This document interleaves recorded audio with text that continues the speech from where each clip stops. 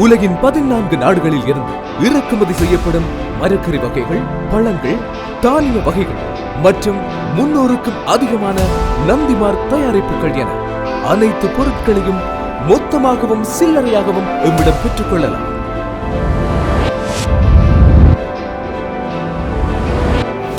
VSCO Cash and Carry என்றும் உங்களுடன்.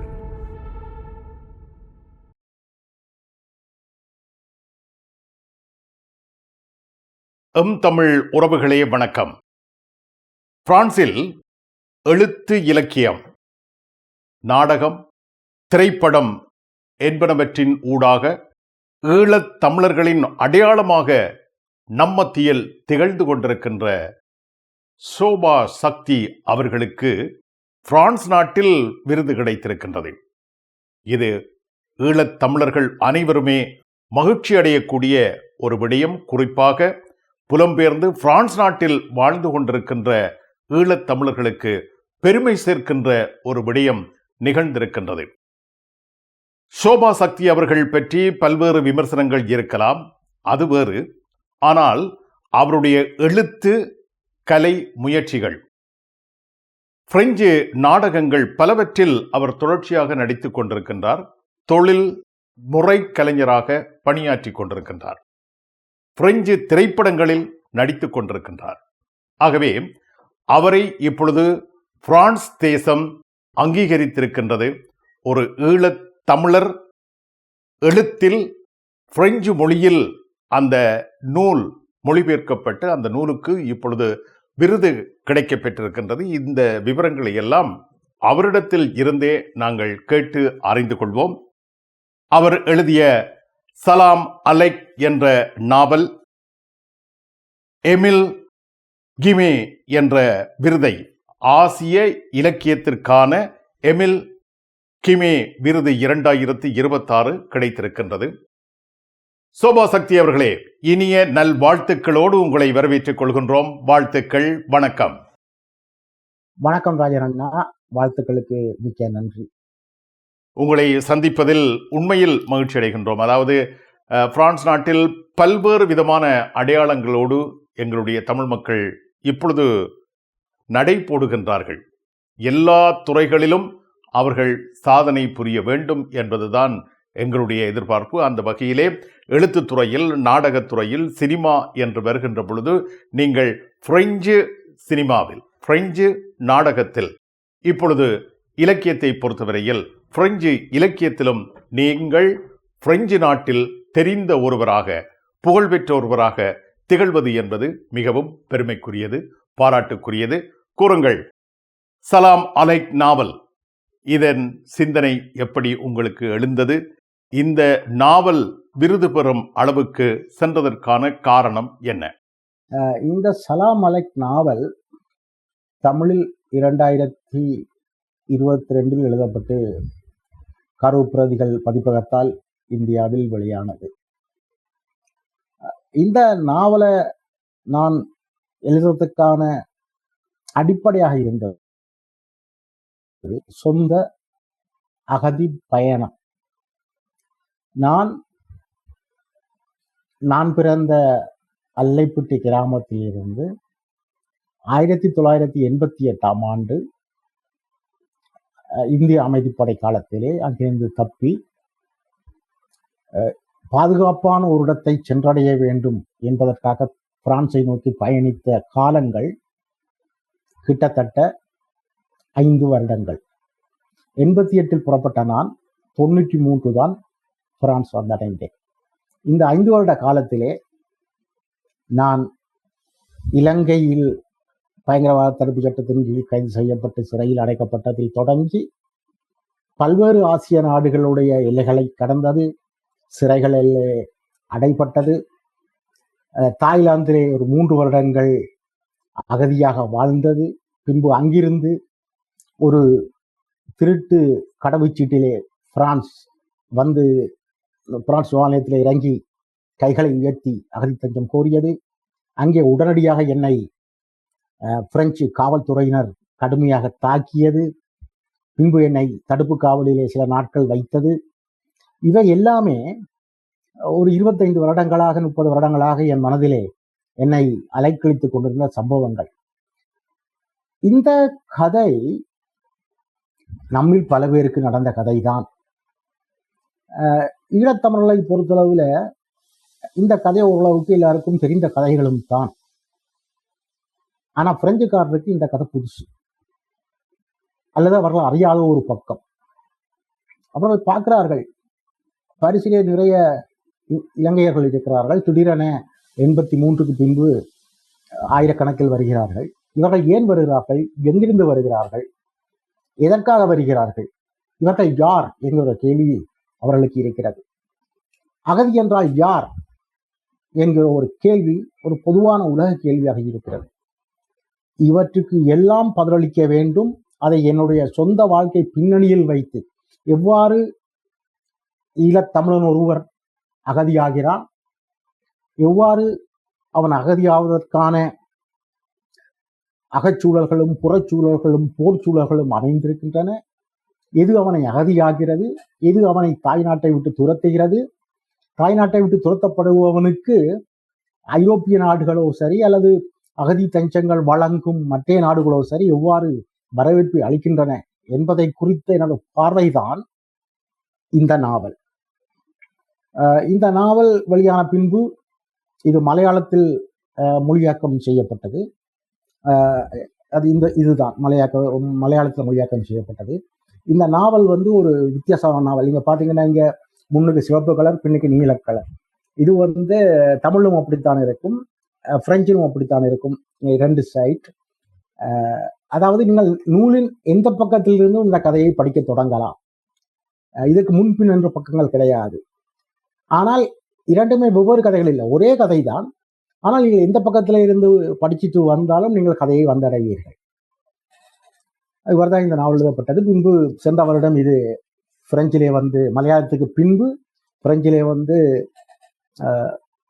தமிழிலிருந்து நேரடியாக பிரெஞ்சுக்கு லட்டிசியா இபானஸ் அவர்கள் மொழிபெயர்த்திருந்தார்.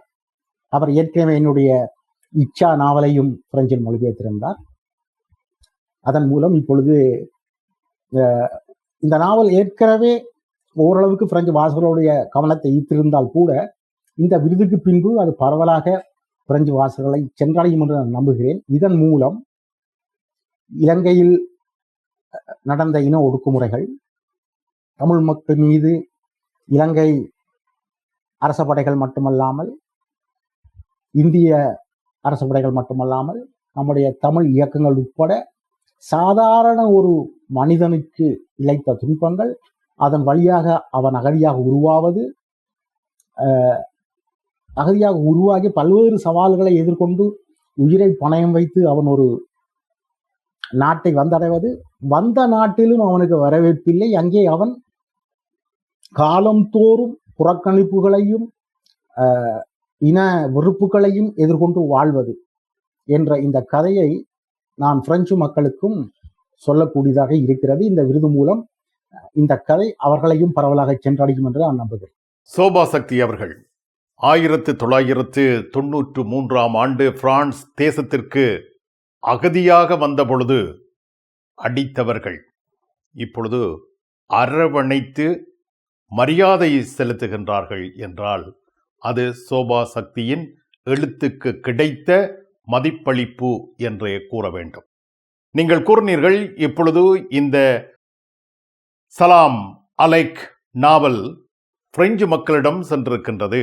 ஆம், அது மாத்திரமல்ல, இன்று பிரான்ஸ் தேசத்தில் வாழ்ந்து கொண்டிருக்கின்ற இளைய தலைமுறை எங்களுடைய நாட்டினுடைய முழுமையான பிரச்சனைகளை அறிந்து கொள்வதற்கு தங்களுடைய நாவல் வழிகோலும் என்று எண்ணுகின்றேன். இது பற்றி நீங்கள் என்ன கூறுகின்றீர்கள் சோபா சக்தி அவர்களே? ஈழத்தமிழர்கள் இந்த யுத்தம் காரணமாக பெருமளவு அலைகுடிகளாக அலைந்து திரியும் மனிதர்களாக மாறியிருக்கிறோம். ஒவ்வொருவரிடமும் ஒவ்வொரு கதை இருக்கிறது, வித்தியாசமான கதை. நானோ நீங்களோ அகதிகளாக பாதுகாப்பான ஒரு இடத்தை அடைந்தோம் பல்வேறு சிரமங்களுக்கு பின்பாக.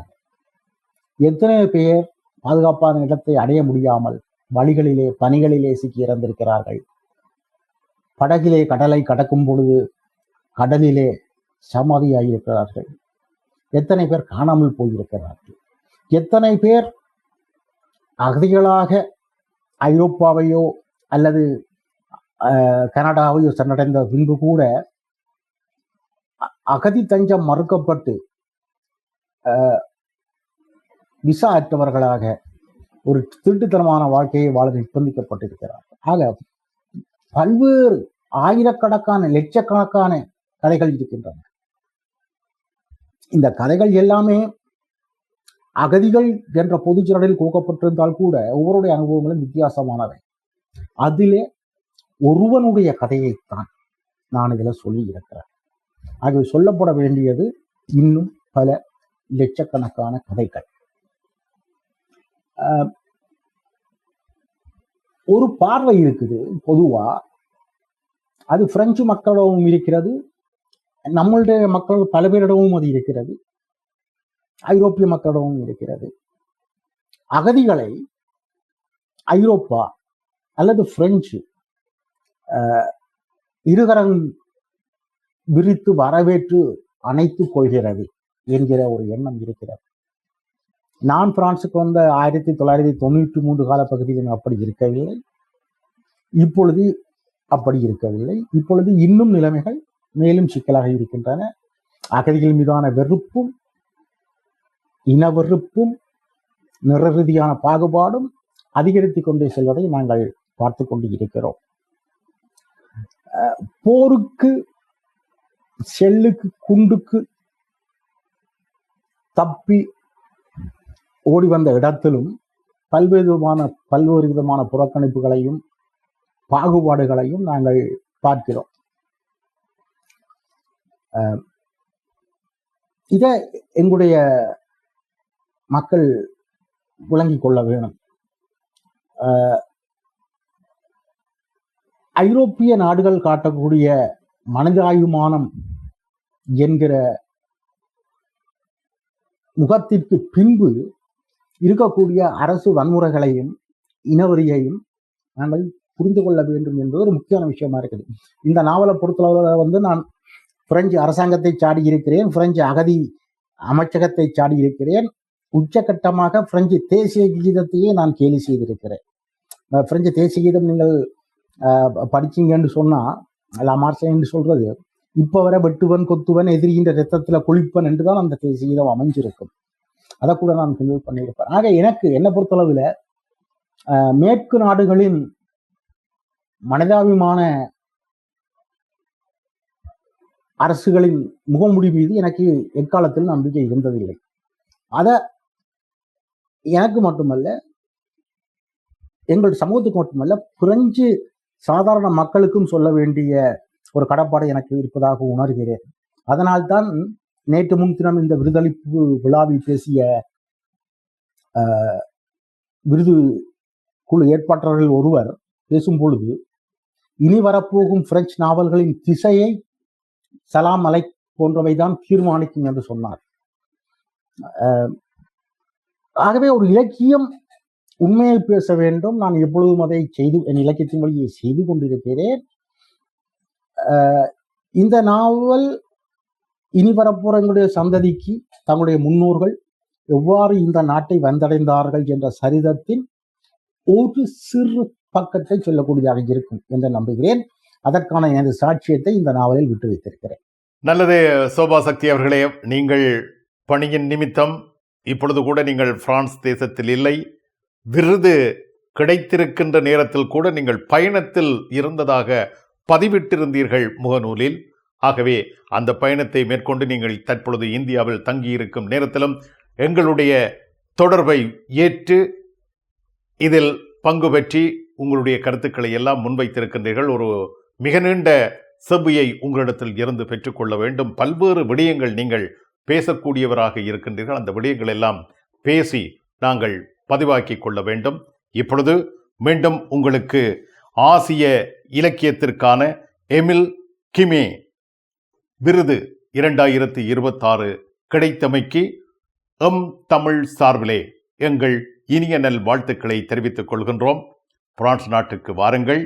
பிரான்ஸ் நாட்டில் நாம் நேருக்கு நேர் சந்தித்துக் கொள்வோம், இன்னும் நிறைவாக பேசிக்கொள்வோம்.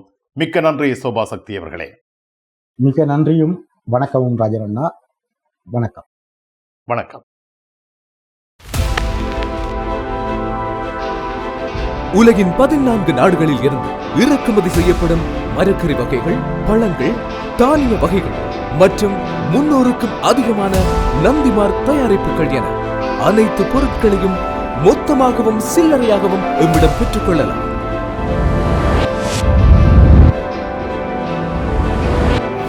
VSCO கேஷ் அண்ட் கேரி என்றும் உங்களுடன்.